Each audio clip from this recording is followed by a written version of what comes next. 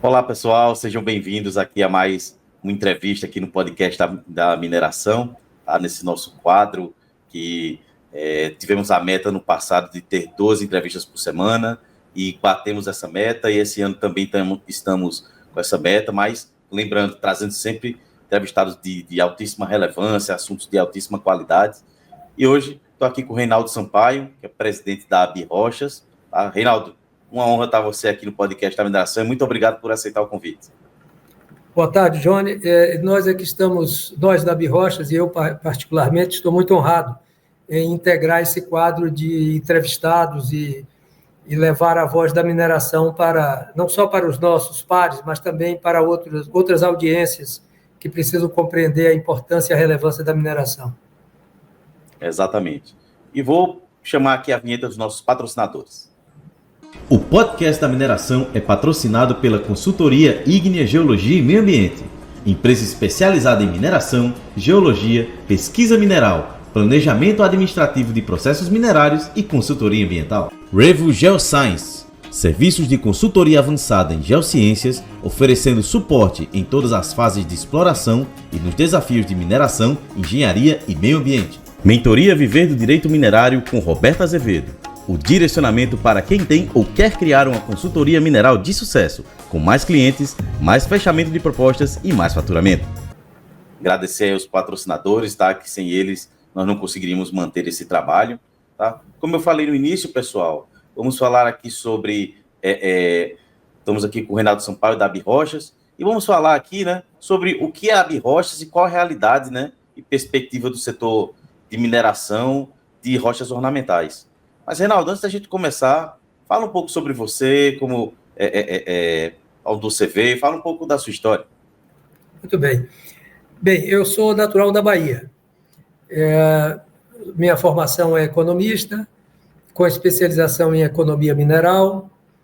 Eu integrei durante quase 30 anos uma grande organização empresarial brasileira, que foi o lastro da minha formação empresarial, da minha visão do mundo dos negócios, sempre na gestão financeira de algumas empresas dessa organização. No início da década de 90, eu e mais alguns profissionais, nos desligamos dessa instituição e constituímos outras empresas de mineração, inclusive levando conosco algumas empresas menores desta organização, que não cabia mais no escopo do gigantismo em que ela já operava. Eu fui originário para essa empresa na formação de um núcleo de pessoas com formação na área técnica e financeira para os investimentos que essa organização desejava fazer no setor da mineroindústria e do setor mineral também, mas principalmente mineroindústria. Posteriormente, fatores econômicos, etc. O Brasil tem uma economia muito agitada às vezes, e esta organização desistiu um pouco da atividade minerária e nós nos desligamos, constituímos umas empresas independentes e uma delas ligada ao setor de rochas ornamentais. Eu diria mesmo que nós fomos pioneiros na modernização do setor aqui no Brasil. Pioneiros no sentido de trazer tecnologias avançadas que ainda estavam não presentes na indústria brasileira. E nesta aproximação, passei a integrar também a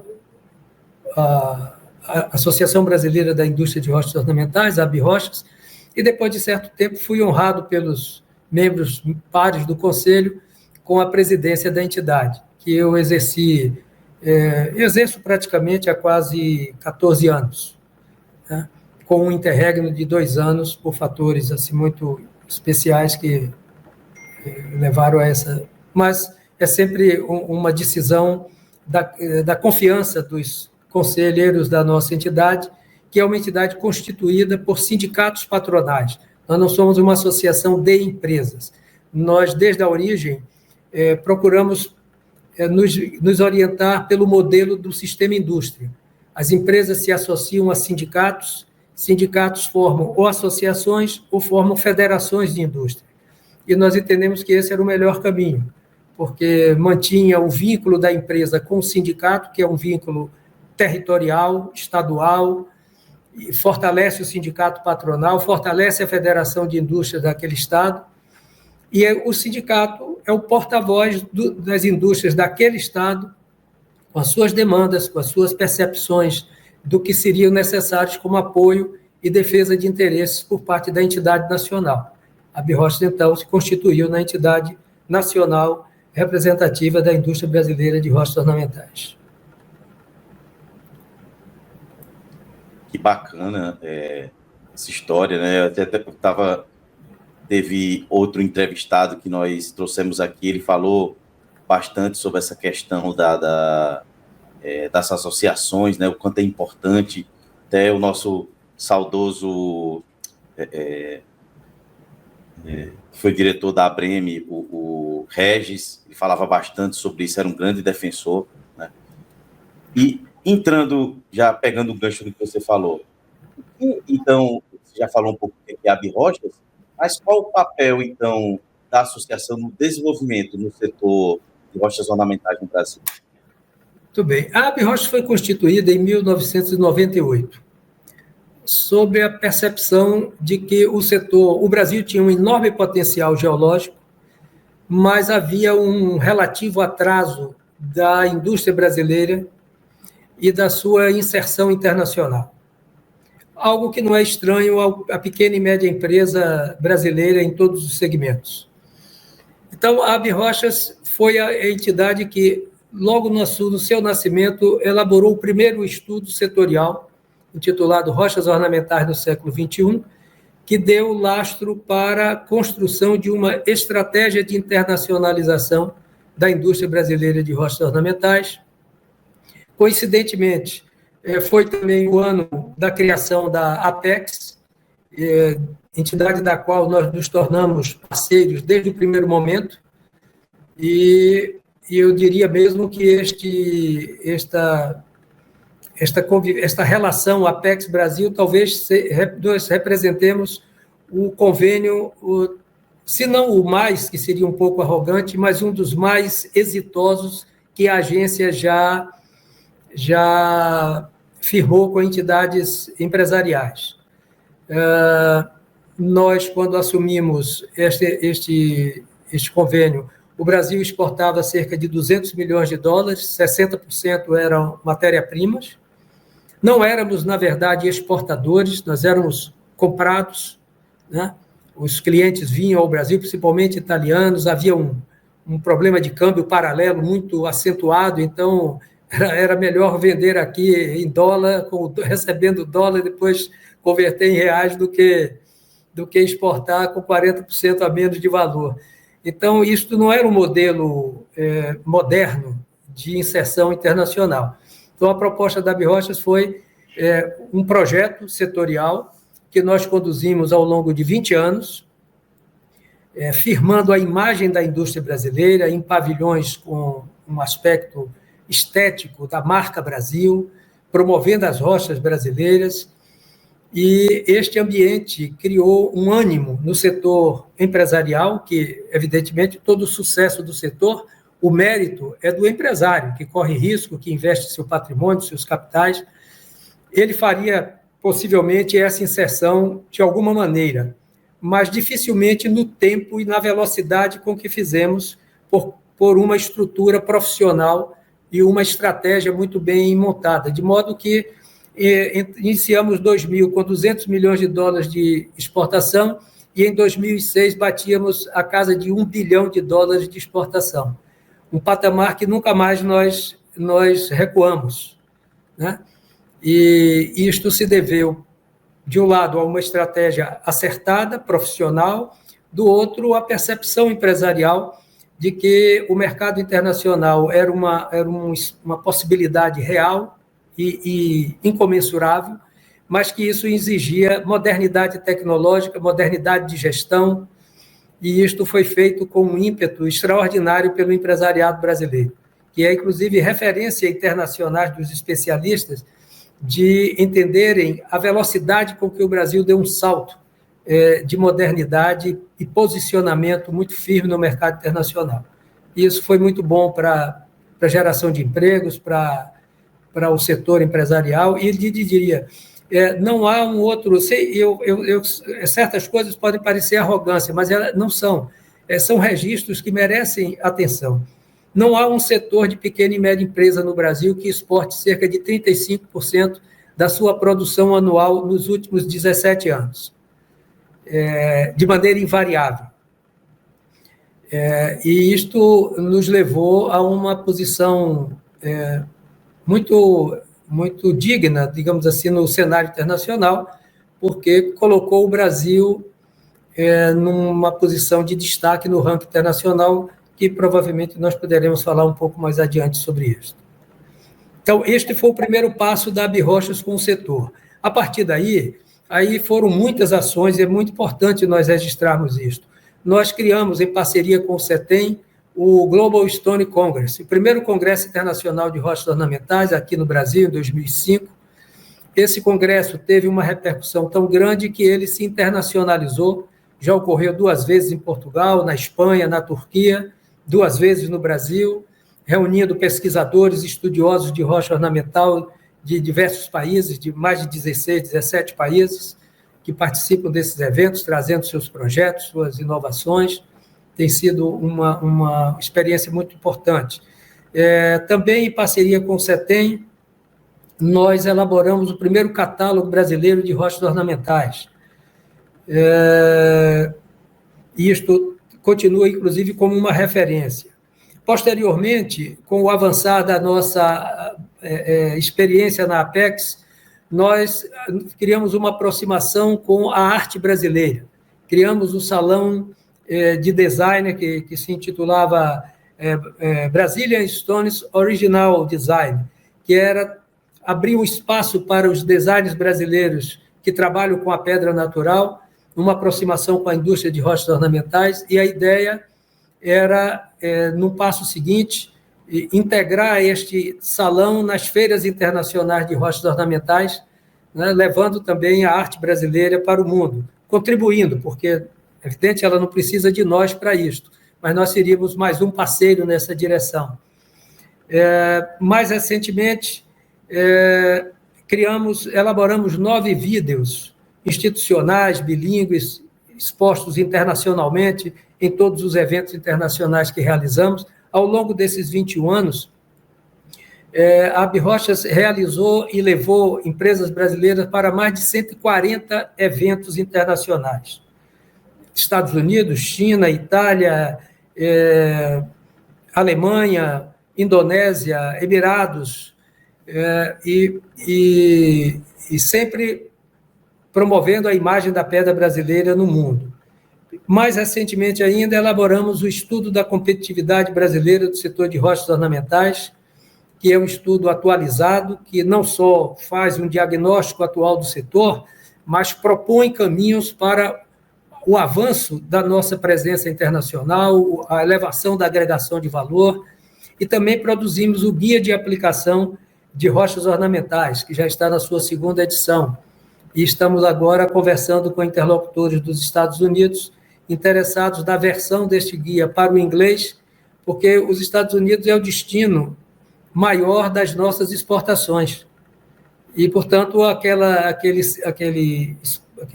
economia, aqueles consumidores, para ele torna-se importante um guia de utilização de rochas brasileiras, porque nós somos os maiores ofertantes de rochas, de placas de rochas ornamentais para os Estados Unidos. E ele representa praticamente 60% do nosso mercado internacional. Então, em linhas gerais, eu diria que são essas as contribuições, além de outras, como a defesa de interesses junto à comunidade europeia para garantir a marca CE para as ardósias brasileiras, um esforço que durou anos. Saímos vitoriosos com o apoio do Ministério de Relações Exteriores, com o escritório de Bruxelas, que fez um trabalho diplomático muito assertivo e que completado pelo nosso suporte técnico-científico para provar que as ardósias brasileiras são, de fato, ardósias e que estava ameaçada no mercado comum europeu.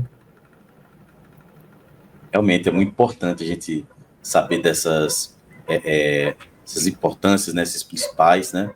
Você já falou um pouco aí como a gente tem aí os Estados Unidos como principal portador, né? Mas a nível global, né? Como é que você observa o setor de rochas ornamentais, como é que ele se posiciona no mercado global? E você acredita também que o Brasil é um desses principais exportadores para o mercado global? O Brasil é o 5º player mundial do setor. À nossa frente é a China, Itália, Índia e Turquia. Agora, tem um detalhe curioso que no início do século XXI, a Itália era o grande protagonista internacional do setor. Ela respondia por praticamente 42% do comércio internacional de rochas ornamentais. Ao longo desse período, a China, que tinha apenas 6%, avançou de uma maneira avassaladora e hoje ela detém, estima-se, quase que 60% do comércio mundial de rochas ornamentais, pelo menos teve essa posição anos atrás. Nesse período, todos os outros grandes players, Índia, China e Itália, ou Índia, Turquia e Itália, mudaram de posição, perderam posição. O Brasil era 5º player mundial e permaneceu 5º player mundial. Podemos não ter tido um êxito maior de subir para uma 4ª posição ou 3ª, mas também não perdemos a posição de 5º player. Portanto, os outros tiveram oscilações para menos, pelo avanço do mercado chinês e da indústria chinesa, mas o Brasil permaneceu como o 5º player mundial do setor. Então, e assim continuamos. A nossa indústria é a principal fornecedora de chapas de grandes dimensões para a indústria da construção dos Estados Unidos, para o setor que consome rochas ornamentais dos Estados Unidos. O Brasil é o principal fornecedor. Penso que tem possibilidade de elevar muito as nossas exportações, né? Bom, mas voltando aqui apenas à posição brasileira, nós exportamos hoje para quase 100 países. É evidente que com uma hierarquia de Estados Unidos, China, Reino Unido, México, são os nossos, Itália, Estados Unidos, China, Itália, México e Reino Unido, são os principais destinos das nossas exportações. Os Estados Unidos com quase 60% do valor das exportações, porque ele é um destino de produto acabado, produto intermediário, né, das chapas polidas. Penso que o Brasil precisa agora avançar para outros patamares que eu espero também ser um ponto adiante de nossa abordagem. Mas eu vejo a posição brasileira muito, muito segura. A indústria brasileira alcançou um grau de maturidade, de modernidade tecnológica e maturidade empresarial, que se coloca com absoluta confiança para o mercado externo como um fornecedor de projetos e projetos até de maior envergadura. A indústria brasileira tem hoje plena capacidade de fazê-lo. É evidente que precisamos construir modelos de cooperação interempresarial que dilua o risco desse tipo de inserção para patamares mais complexos, como é o caso do mercado de obras, né? Mas, internamente, nós conseguimos, o setor, né, a Rochas é um ator nesse processo, garantir ao setor de rochas ornamentais e às rochas ornamentais a posição de 5º bem mineral mais exportado pelo Brasil em valor. À frente do nosso segmento, só os gigantes, minério de ferro, ouro, cobre e o ferro nióbio, ou ligas de nióbio. Então, é terra de gigantes. Depois deles, aparece o que eu chamo do patinho feio da mineroindústria brasileira.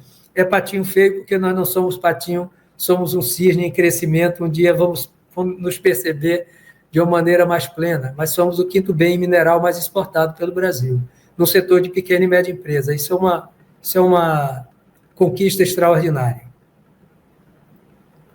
Realmente, não tenha dúvida, como você falou, o mercado está ali permanecendo, né? É tão difícil permanecer no mesma posição, né?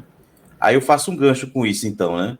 Como é que você observa, então, os principais desafios enfrentados, no caso, pelos mineradores de rochas ornamentais ultimamente? Bem, internamente, eu diria que os desafios são os que inquietam a mineração brasileira em geral, né? Nós temos gasto uma energia extraordinária em torno das questões regulatórias, seja de natureza ambiental, seja de natureza mineral. Isto é uma perda de tempo extraordinária para a geração de riqueza. Nós deveríamos gastar muito menos tempo com essas questões, tendo um ambiente regulado, tranquilo, sereno, eficiente, célere, com regras claras e permanentes, para que nós pudéssemos nos dedicar ao fomento à mineração. A indústria mineral brasileira não tem discutido de maneira objetiva o fomento à mineração, não tem tido tempo para isso, gastando energia em torno de regulação.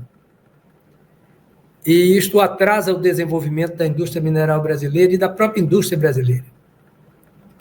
Então, eu penso que um dos maiores problemas é este, tanto no campo ambiental, com uma diversidade de procedimentos de municípios, estados, etc., como de uma desestruturação da entidade reguladora que vem do DNPM, que nós trabalhamos. Eu sempre tive o cuidado, eu participei de uma audiência pública e isentei os funcionários do DNPM da ineficácia do órgão. Eu atribuí a um atraso na forma na gestão do órgão, na modernidade do órgão, tecnológica, estrutural, funcional. Não era um problema das pessoas, né? Então, e lutamos para ser criada a agência, que foi criada, mas que não se livrou dos problemas do DNPM. Continuou sem recursos, sem a estruturação devida, e eu continuo isentando as pessoas da agência, mas ela não consegue atender com a celeridade devida e imperativa para o desenvolvimento da mineração brasileira, né? O atendimento aos alvarás de pesquisa, às portarias de lavra, e isto criou um fato também,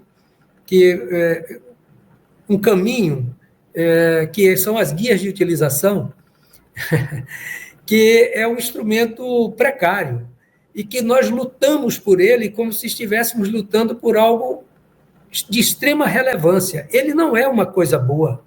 A guia de utilização ela é necessária, por falta da celeridade dos instrumentos normais, que devem dar vida e dinâmica à atividade mineral.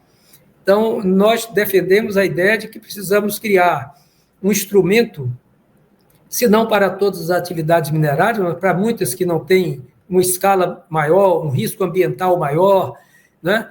Que tenha um instrumento célere de que a lavra seja autorizada rapidamente, evidente com um documento de assunção de responsabilidades por parte do empresário, que se amanhã ele não cumpri-las, ele será devidamente punido, mas nós temos que acabar com esta ideia que vem do Império de um Estado tutelar, né? O Estado não deve tutelar o cidadão, ele deve dar as regras e ter instrumentos para fiscalizar a conduta, principalmente da atividade empresarial. Então, isso daria celeridade, e principalmente no setor como o nosso, que quando descobrimos um material novo, nós estamos entrando no mercado de uma dinâmica extraordinária, a construção, a arquitetura do mundo, nossas rochas estão no mundo. Então, um produto novo com uma estética diferente pode abrir um mercado e criar uma oportunidade empresarial extraordinária. Mas se eu levar 3 anos para fazer isto, eu perco para a indústria cerâmica, o que é um absurdo. Então, é preciso... Essas são dificuldades. Eu traria outras dificuldades que não são específicas do nosso setor, que é a questão da logística. O Brasil tem um problema de logística, precisa avançar nesta superação de uma infraestrutura logística eficiente e moderna, porque isso é fundamental para a competitividade empresarial, e o Brasil precisa sair desta armadilha absurda de ser uma nação que pratica o custo de capital mais elevado do planeta. A economia capitalista, uma das alavancas da sua dinâmica é o crédito. né? Em toda a história da economia capitalista. O crédito sempre foi um instrumento fundamental. Mas se o crédito custa mais do que a rentabilidade dos negócios, ele deixa de ser um estímulo à produtividade e à produção e se torna um atrativo para a especulação financeira. Então, é preciso que a gente rompa com isto. Não é simples, se fosse simples já não existia. Mas essa engrenagem ficou muito prejudicial para a economia brasileira e é preciso, eu diria que esse talvez seja um dos problemas mais relevantes para o atraso da economia brasileira, o relativo atraso é o custo do capital. Falou muito bem mesmo, Reinaldo, né? E já perguntando então, né? Como a BIROCHES tem atuado para promover, né, essa sustentabilidade e inovação no setor mineral? Muito bem.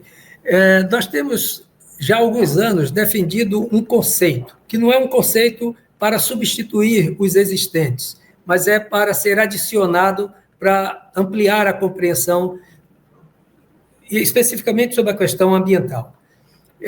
Tudo que remanesce do processo produtivo, a literatura técnica e também a legislação define como estéril, resíduo ou rejeito.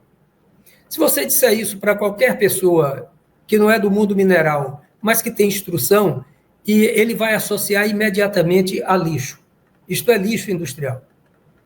E sendo lixo industrial, eu tenho que pensar em formas de deposição desse lixo da maneira que menos agrida a sociedade. E o conceito que nós estamos defendendo, e eu sempre defendi, já há algumas décadas até, é que nós devemos defini-los como estoques remanescentes. Tudo que remanesce da produção principal de interesse empresarial são estoques remanescentes. E o que é que isto muda? Eu deixo de ver aquilo como lixo e passo a entender que aquilo é uma riqueza mineral potencial, que se for objeto de pesquisa e desenvolvimento, talvez nós encontremos ali substâncias úteis para a sociedade e vamos transformar aquilo que hoje é visto como rejeito e resíduo em bens de interesse social, portanto, em riqueza social. E isso muda a mentalidade, essa linguagem muda a mentalidade, muda o comportamento dos atores e muda a percepção da sociedade, né? Para isto, a BIROCHES tem trabalhado junto ao COMIN, nós integramos o Conselho de Mineração da Confederação Nacional da Indústria, integramos também outros conselhos da Confederação, a BIROCHES é membro do Conselho de Política Industrial e Inovação, do Fórum Nacional da Indústria, isto também é outra grande honra para nós, mas isso eu tenho absoluta percepção que decorre da atuação, né, institucional da entidade, em tantas frentes. Então, nós temos desenvolvido projeto para, no caso nosso, quer dizer, nós defendemos uma ideia, uma proposta abrangente para toda a pequena e média mineração brasileira, que forma praticamente, 95%, 98% de todas as minas existentes no Brasil. Se formos ver sob a ótica do faturamento, deve dar possivelmente algo em torno disso, abaixo de 300 milhões de reais, que as medidas, o ranking do BNDES. Então, se nós tivermos uma política voltada para subvenção e estímulo à pesquisa e desenvolvimento tecnológico desses estoques remanescentes, para a média e pequena mineração brasileira, nós podemos não só atuar, veja só, essa racionalidade produtiva dialoga com a sustentabilidade, porque nós vamos dar o máximo aproveitamento a tudo aquilo que nós nos apropriamos da natureza. Tem o bem principal que interessa ao empresário e aquilo que remanesce pode haver instrumentos de estímulo para que se tornem novos negócios. Mas ele não fará com recursos próprios, porque o pequeno e médio minerador não tem recurso para investir em pesquisa básica. Isto não faz, nem as nações desenvolvidas ocorre dessa maneira. Nas nações desenvolvidas, o Estado é o grande investidor da pesquisa básica. Então, nós poderíamos criar avanços extraordinários em gerar bens úteis para a sociedade em melhorar a imagem da mineração brasileira, com uma política nessa direção, com repercussão internacional e também perante a sociedade brasileira. Acho que é uma contribuição maior do que até mesmo fazermos propaganda da mineração como algo bom. É algo prático, objetivo, real, né? Então, nós começamos um diálogo com a Embrapa nesse sentido, depois houve, por força de fatores alheios à vontade mútuas, foi interrompido, e nós retomamos com o CETEM, que é uma parceria de décadas, né, com a Abrochas, o Centro de Tecnologia Mineral, do MCTI, e começamos a desenvolver um projeto de tecnologia de rochagem para a captura de potássio em rochas ricas em potássio. O experimento está em uma fase intermediária com resultados extraordinariamente positivos, tão positivos que mereceu ser apresentado no Congresso de Rochas Ornamentais que houve em Portugal há 1 ou 2 anos atrás, mostrando a possibilidade que isso traz para o aproveitamento desses estoques remanescentes, né? Dialoga com a sustentabilidade, com a economia circular, né? Porque nós vamos pegar o material que seria tratado como rejeito e buscar ali micro e macronutrientes para a agricultura, ou como remineralizadores de solos, mas isso precisa ser feito em bases científicas, porque as rochas têm micro e macronutrientes úteis, mas elas também podem trazer elementos nocivos, né, para a agricultura. Existem substâncias que precisariam ser retiradas para que o nutriente operasse na sua plena eficácia, e, portanto, isso precisa de uma trajetória científica, e eu penso que há caminhos possíveis de se fazer isso. E quando falo esse assunto, não me sinto desconfortável. Alguém já me perguntou, e você acha que no Brasil hoje tem espaço para uma política de subvenção para fazer esse tipo de pesquisa em favor da indústria? Eu disse, deveria ter. O grande êxito, ou grande parte do êxito do agronegócio brasileiro se deveu a 50 anos de pesquisa ofertada, paga pela sociedade brasileira, para que o agronegócio se desenvolvesse dentro dos melhores padrões tecnológicos. A Embrapa é um gigante, respeitado internacionalmente, respeitado pelos brasileiros, mantido pela sociedade brasileira. Ele não é uma entidade financiada pelo agronegócio, mas pela sociedade brasileira, e fez muito bem à agricultura nacional, né? Nos colocou como um player fundamental em nível mundial.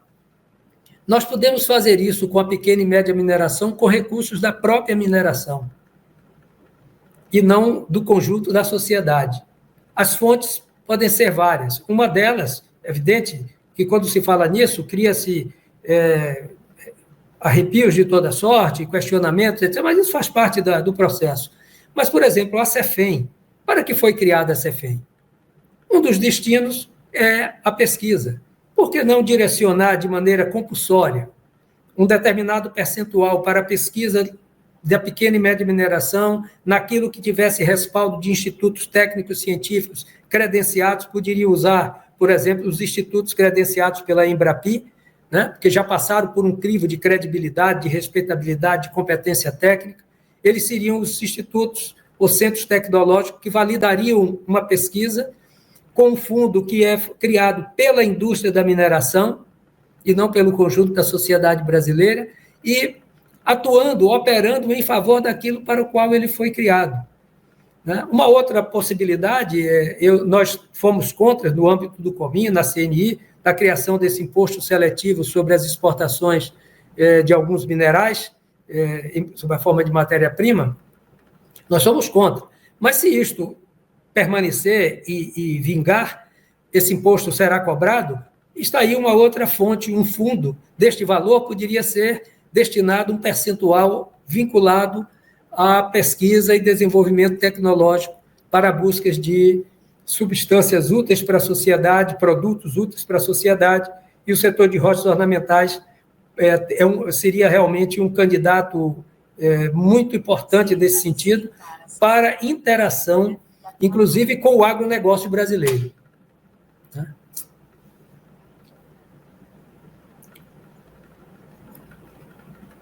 Realmente, você falou muito bem, né?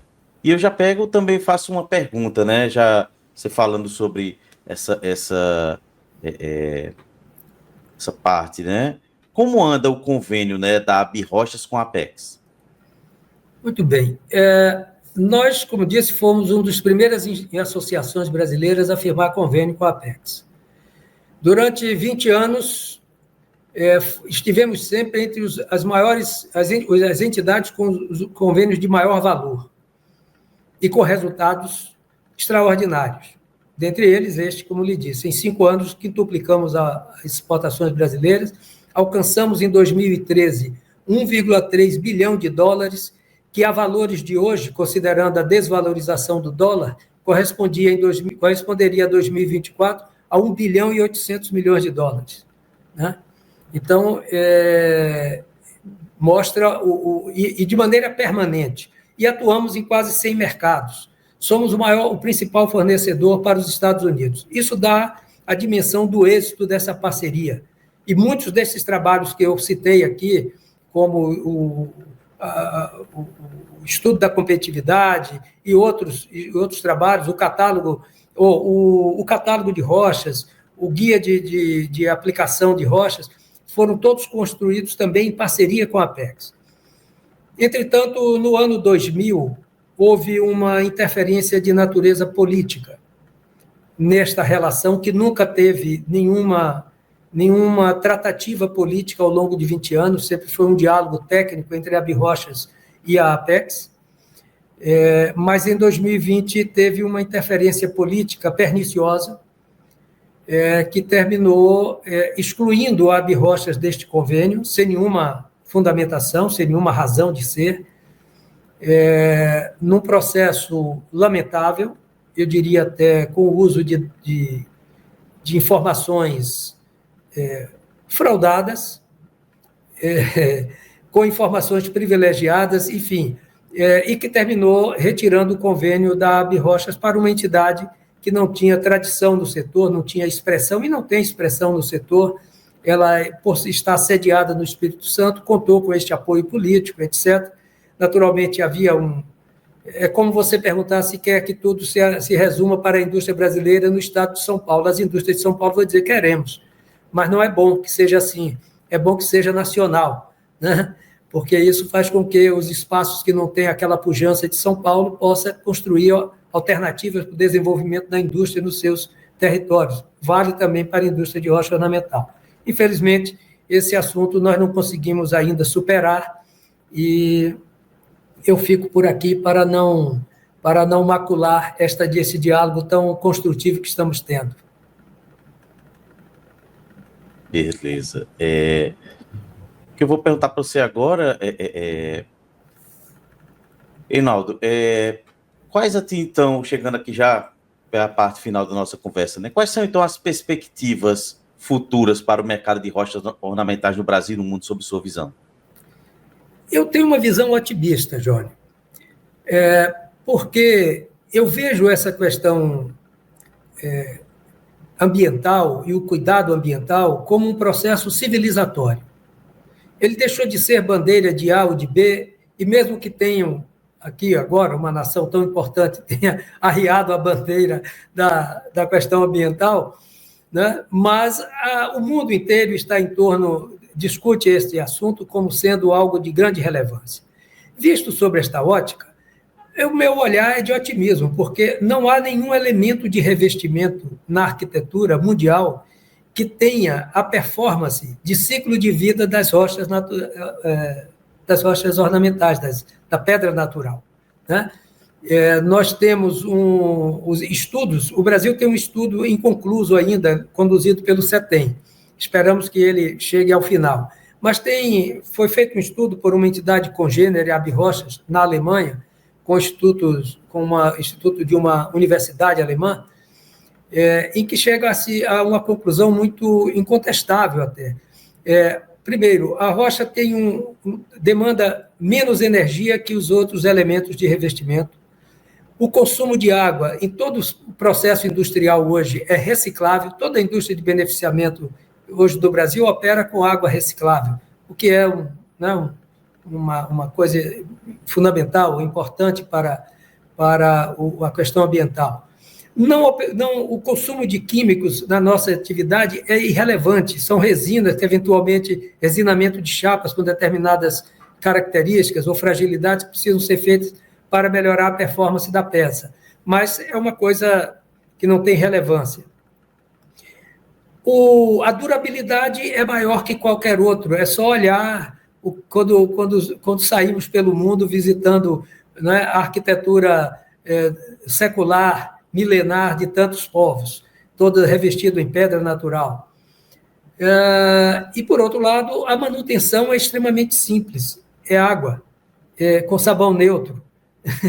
De modo que, analisado sobre a ótica do ciclo de vida, portanto, daquilo que é ambientalmente mais adequado, a pedra natural se mostra como um elemento incontestável.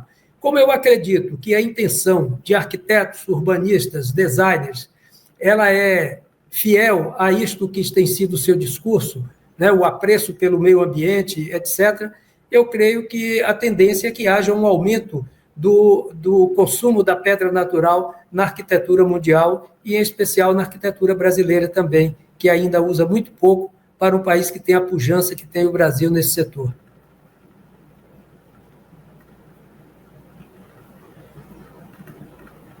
Perfeito. Já deixo o meu agradecimento aqui a você, Reinaldo, mas que dicas assim você queria deixar da Abirrochas, né? Que dicas a Abirrocha daria para novos empreendedores que desejam, e estão nos assistindo aqui, desejam entrar no setor de rochas minerais? Bem, o primeiro é que ele não pode recuar do nível de modernidade tecnológica que a indústria brasileira já alcançou. Tá? Então, é preciso que se faça a lavra dentro das melhores técnicas, com os melhores equipamentos para o máximo aproveitamento do bem minerado, que a indústria seja dentro dos melhores padrões que nós já operamos, inclusive com indústrias brasileiras produzindo equipamentos de fio diamantado, que também operam na lavra, mas a indústria brasileira já está no nível absolutamente equivalente ao que se faz na Itália, em termos de eficiência, e ele não pode abrir mão disso. Mas que tenha um olhar para o futuro. Nós vencemos a primeira onda exportadora, que foi exportar blocos. Com a estratégia de internacionalização, nós caminhamos para a segunda onda exportadora, que foram as chapas. O desafio é a terceira onda exportadora, o produto final, o mercado de obras, né? Então, o empreendedor tem que vir com uma visão voltada para este futuro, de elevada agregação de valor e de inserir a indústria brasileira de rocha ornamental no mercado de produto final.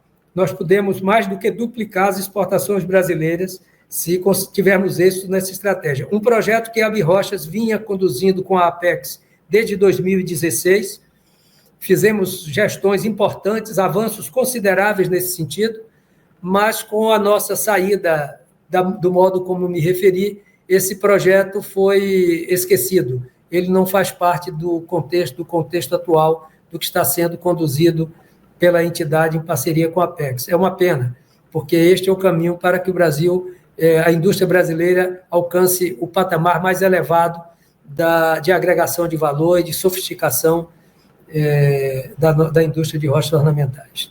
Então, essa é a dica, e eu espero que os novos entrantes estejam sempre atentos para a modernidade, para a visão de futuro. Perfeito. Reinaldo, novamente, muito obrigado pela sua participação aqui no podcast da mineração. A Abirrochas aí está de portas abertas para quando quiser voltar, tá certo? Muito nos honra a sua presença e a presença também da Abirrochas aqui no podcast da mineração. Bom, eu agradeço mais uma vez, a honra foi minha particularmente, poder dialogar aqui, e espero termos oportunidades futuras de dialogarmos outros temas ligados à indústria, com outros êxitos que haveremos de conquistar. Perfeito. Agradecer aos nossos patrocinadores, a Atobin, acesse o site atobin.com.br, a Ígnea Geologia e Meio Ambiente, acesse o site igneabr.com.br e saiba mais. A Revo Geosciences, acesse o site revogeosciences.com, e a mentoria da Roberta Azevedo. Siga ela aí no Instagram, né, @Roberta Azevedo, que vocês vão encontrar sobre a mentoria da área dela. Reinaldo, novamente, muito obrigado. E lembre-se, mineração pode não ser o futuro, mas não existe futuro sem mineração. E até a próxima. Sem dúvida, até a próxima. Muito obrigado.